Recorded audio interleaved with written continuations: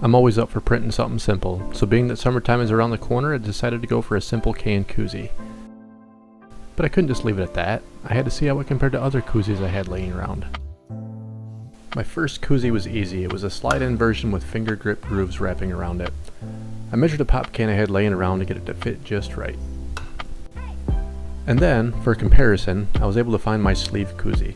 This style definitely has its advantages. For one, it's flexible enough to fit in my pocket for travel, but it having thin walls had me wondering how does it compare to a 3D printed koozie for keeping a beverage cool. This style of koozie is typically given out as a promotional item, but would run $2 to $3 if you were to buy one at your local bait shop. The next one up for comparison is a thick-walled foam koozie.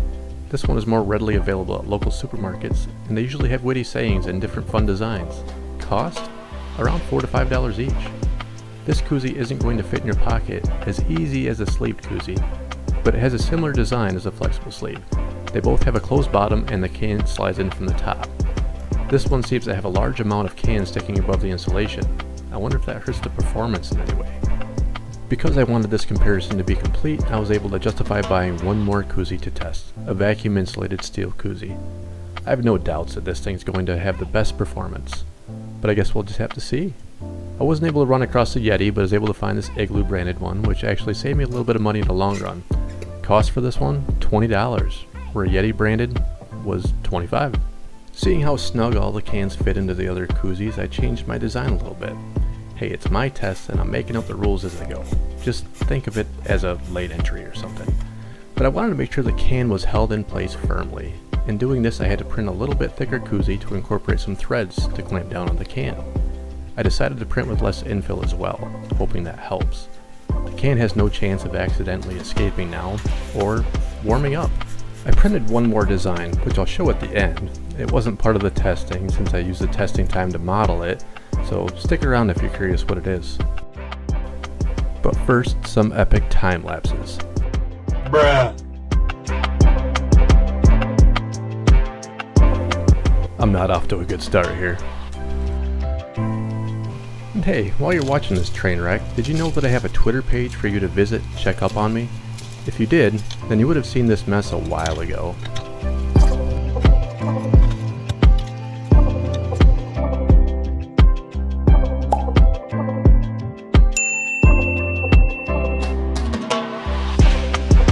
It also might help you to know that most of the models I show in these videos I post to printables.com for you to download. Well, that one's done, and as I mentioned before, the can easily slides into it. But it also slides out. So here's another one.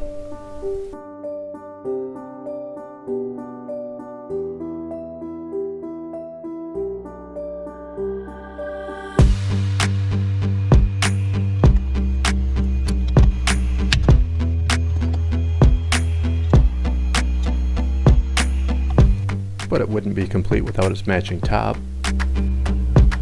Looks like I had some overhangs that were a bit extreme. I'll fix that later. I'm not sure if it has a tremendous effect, if any, on the insulative values of each koozie, but to start up the fast and easy test, I decided to weigh each one. This might contribute if there's any need for a tiebreaker. The flexible sleeve koozie came in at 7.8 grams, where the foam koozie here came in at 34.9 grams. Unsurprisingly, the steel koozie came in at a whopping 202.6 grams, the heaviest of the koozies by far. The steel koozie was more than 2 times the weight of the 3D printed slide-in koozie, which came in at 72.4 grams. The 3D printed screw top koozie was a little bit heavier than the slide-in koozie. It came in at 90.6 grams. These weights make the printed koozies cost less than $2 each in material. The weights of each koozie have a lot to do with the stability on a windy day.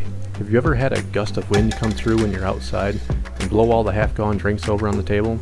It's a mess. A heavier koozie would be a bit more resistant to this. It was obvious to me out of the gates that I had to test this with cans and without cans. The foldable sleeve with an empty can was orientation specific for whether it fell over or not, but to be honest, I feel that almost any normal gust of wind would blow this around even if it were oriented its best way.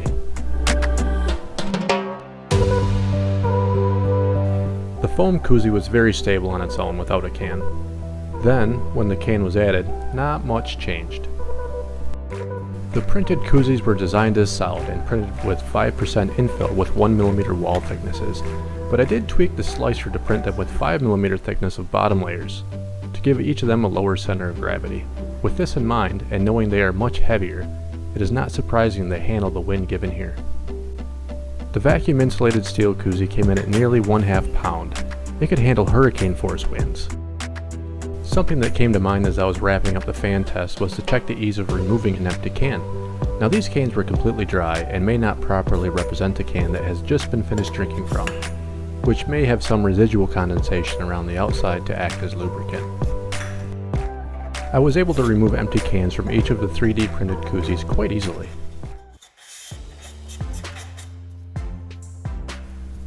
The empty can was held in place very well in the foam Koozie, almost too well.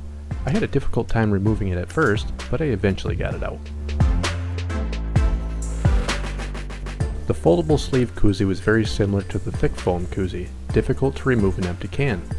It acted almost like a finger trap, tightening against the can as I pulled, but with a little bit of persuasion and effort, I was able to remove it. The steel Koozie held the can snug with only a little bit of pressure that wasn't difficult to overcome. Then it had me wondering how a full can would withstand being held upside down in each Koozie. The simple printed sleeve Koozie has no can retainability at all if held upside down. This is the main reason I redesigned the Koozie to have a screw locking top.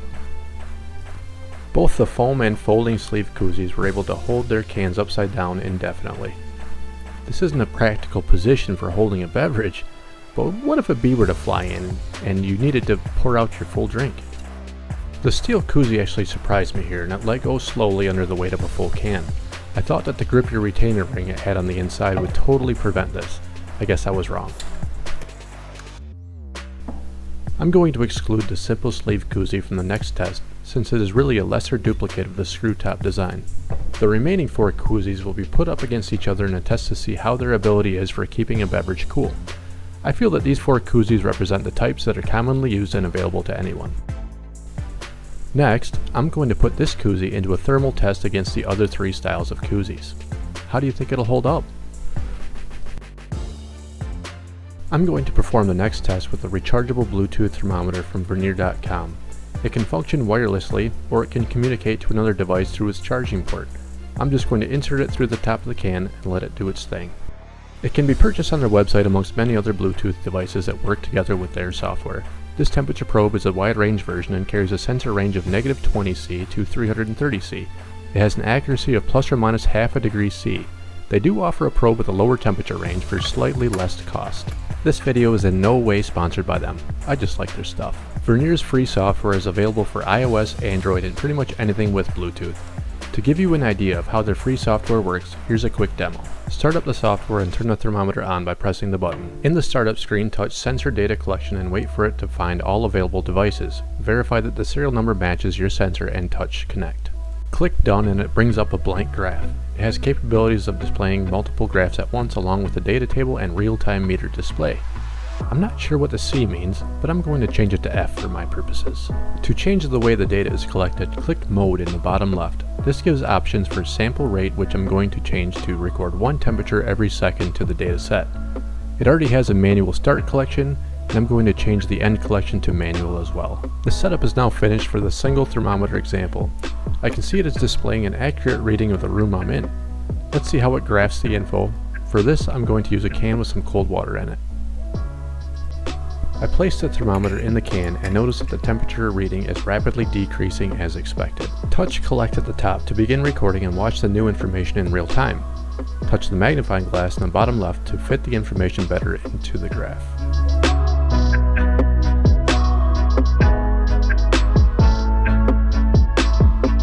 While it's recording, I'm able to touch points on the graph to visualize the corresponding readings value. It also has many other features in the free version by touching the graph icon in the lower left. My favorite is the tangent line. With this, a tangent line is drawn onto the graph at a selection point. It gives a slope value that can be useful. For instance, to see the rate of change. The smaller the slope value is, the lower the rate of change is. It really is good software, and best of all, it's free to use. Like I said, I'm not sponsored, I just like using their stuff. You can save the data into its native format or export it as a .csv file to make it compatible with other softwares. It's very intuitive to use with all the buttons on the main screen, so you don't have to dive too deep into settings. It displays graphs, datasets, and live readings from whatever experiment you're doing. Speaking of experiments, I better get back to it, huh? To kick off the temperature testing, I filled the empty cans with water, then placed them all into the fridge for a period of time. This is also a good way to check that my garage fridge is working properly.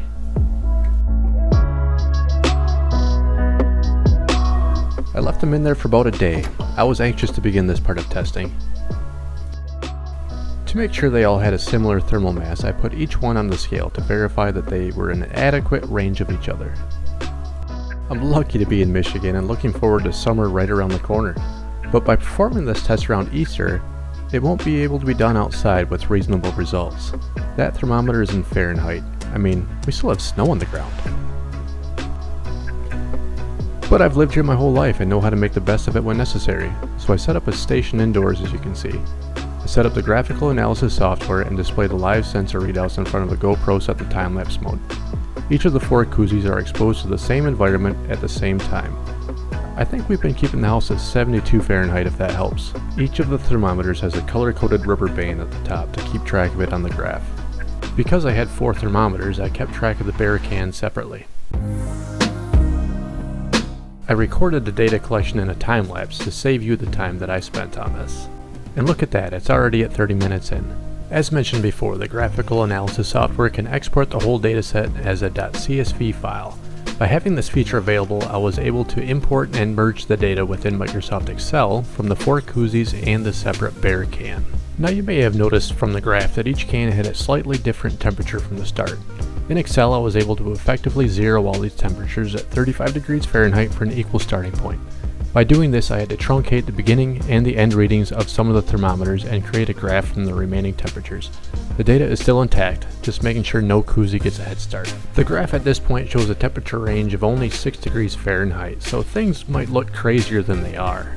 The steel vacuum Koozie is at 37.7 F, a rise of 2.8 degrees. The printed Koozie is at 38.8, a rise of 3.8 degrees. The sleeve Koozie is at 39.6 F, a rise of 4.6 degrees. The foam Koozie is at 40.2 F, a rise of 5.2 degrees. At this point in time, only 2.5 degrees separates all of the Koozies. The bare can was at 42, a rise of 7 degrees, so they're all looking pretty good at this point. So now we're at 1 hour into it and starting to see more separation on some, as well as some similar paths being taken. The vacuum insulated Koozie is at 38.9, a rise of 3.9 degrees from start. The printed Koozie is at 42 degrees, a rise of 7 degrees. The sleeve Koozie is at 42.6, a rise of 7.6 degrees. The foam Koozie is at 42.7, a rise of 7.7 degrees. There is less than 1 degree of separation between the middle 3 at this point. The bare can was at 47.7 F, a rise of 12.7 degrees.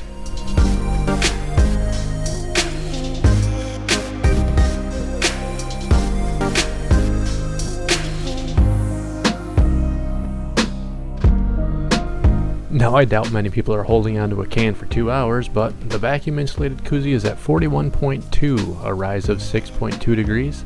The printed Koozie is at 49.1 degrees, a rise of 14.1 degrees. The sleeve Koozie and the foam Koozie are tied at 49.9 degrees, both rising 14.9 degrees. Still less than 1 degree of separation between the middle 3 up until now. The vacuum Koozie is performing really well. The bare can was at 55.8 degrees Fahrenheit, a rise of 20.8 degrees. Now I'm just going to take the time lapse to the end of the data collection just to show you how snug the 3 Koozies held together and how much better the vacuum Koozie really was.